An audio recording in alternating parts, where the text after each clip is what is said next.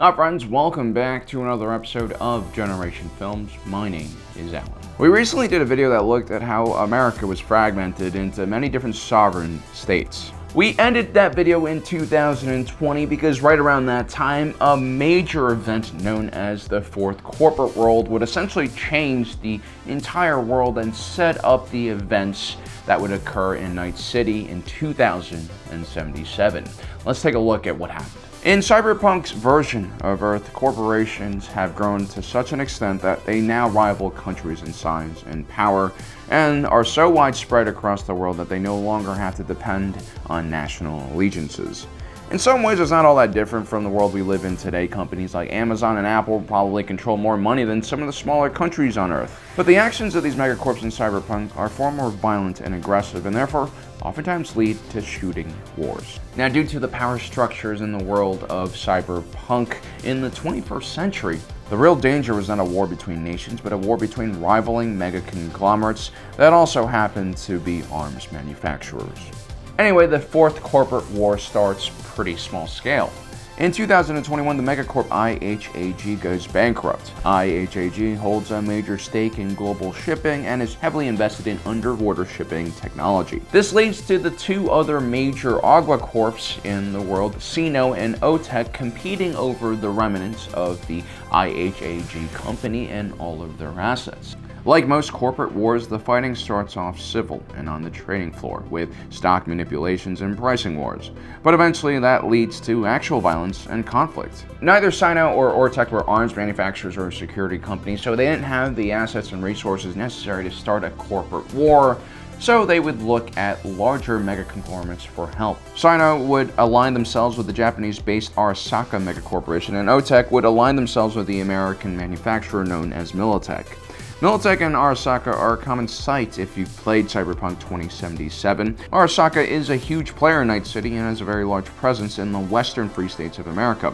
They are one of the largest megacorps in the world and focus mainly on security, banking, and manufacturing. Their combat contractors were known as some of the most elite in the world and had access to some of the best weapons and armor. Militech, on the other hand, had massive contracts with the NUSA federal government and many local and state governments. They focus mainly on armaments, manufacturing, and security forces. A good percentage of all civilian-owned weapons in the United States are Militech supplied. While their gear is not seen as advanced as Arasaka's, Militech's designs are simple, very functional, mass-produced, and very affordable. More importantly, Militech and Arasaka are bitter rivals, and they compete against each other in many different industries. And so what should have been a tiny little corporate war over a small company's asset turns into this major global-wide megacorp conflict. What makes a corporate war different from a conventional war is the complete lack of national boundaries for these type of conflicts. Both Militech and Arasaka operated in almost every country in the world, with tens of thousands of soldiers on both sides and state-of-the-art logistical capabilities. These corporations could strike at one another at any time, anywhere in the world, and vanish before local and federal government forces could react. Although the conflict would start out small and was limited to skirmishes, the fighting would soon grow out of control and engulf entire cities. The fighting would spread to any area where either company had assets. In Asia, Japan moved very quickly and started the process of nationalizing all Arasaka assets within the borders of the country. At the same time, the Japanese Self-Defense Force was mobilized and put on alert for potential Militech attacks. They were worried especially for a Militech-sponsored invasion from the Chinese mainland and began carrying out their own anti-invasion exercises. This, of course, only made China more suspicious of Japan and concerned about an invasion of their own shoreline. Japan, because of its quick preparation and extreme measures, would actually see a dip in violence and crime on the island nation as a result. They would escape the Fourth Corporate War relatively unscathed, despite being the home country of one of the major belligerents. Their neighbor Korea, also now known as Unified Korea, suffers a far worse fate. The entire city of Busan is lost to a mysterious artificial lab-grown virus that kills about 4 million people, or the majority of the city. By 2077, the United Korean government still keeps this entire city under lockdown. No one is allowed in or out. It's rumored that Militech were the ones who released the pathogen, but that's still unconfirmed. China, as we mentioned, is worried about Japan's military activity. They're also worried about an Arasaka-led invasion from either Korea or Taiwan. But at the same time, the Chinese space program is making a ton of ducats, launching Arasaka's killer satellites into orbit, so they're kind of playing both sides. It's a bit weird.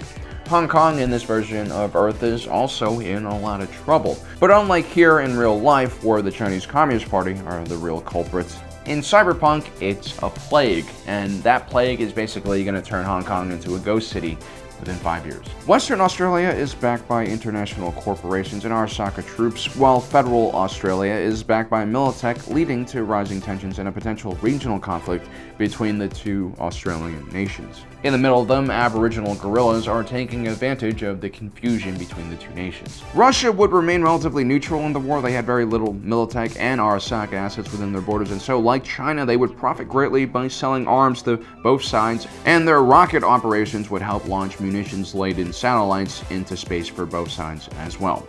The European Economic Commission were able to move relatively quickly. The initial OTEC and Sino War actually occurred within their borders, so they were aware of this rapidly escalating conflict. And so when Arasaka entered the war, the ECC rapidly moved to nationalize all of their assets within their borders. At the same time, every ECC member state began mobilizing military and counterterrorism forces. Any sign of corporal or paramilitary action would be met with a massive response. And so the ECC managed to keep most of the fighting away from major European cities. South and Central America were pretty much untouched by Militech and Arasaka except for Colombia, Chile, and Brazil. The entire city of Rio de Janeiro would be completely destroyed during the conflict. America, which was quite fragmented by 2020, was already inundated by several large megacorps, so it immediately became an ideal playground or battlefield for these two large companies. Only the Republic of Texas would escape the conflict. By 2022, the Fourth Corporate War was more or less over in every country except for the United States, where fighting would still go on for quite some time. Finally, US President Elizabeth Crest would nationalize Militech and the fighting would wind down. The Independent Night City would be the location of the last battle of the Fourth Corporate War. A Militech strike team supposedly snuck into Arasaka American Division HQ and destroyed it with a tactical nuke. But if you played Cyberpunk 2077, you know the other side of that story. The Fourth Corporate War would end in 2023, and the world would finally awaken to just how much control these two corporations, Militech and Arasaka, had over the world's various governments and institutions. Basically, nationalizing the assets of these companies was the only way that federal governments were able to prevent the conflict from spilling into their borders. Now, generally speaking, large corporations prefer stability and a lack of global conflict.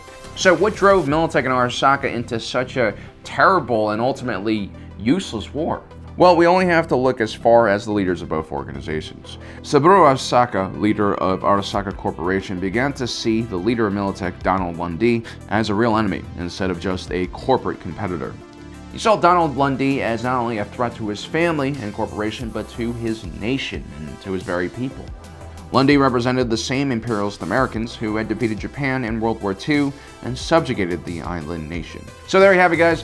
That's some of the backstory that kind of fills in the world of Cyberpunk 2077. It kind of explains why the world looks the way it is. As you can tell, megacorps have basically just completely gone out of control.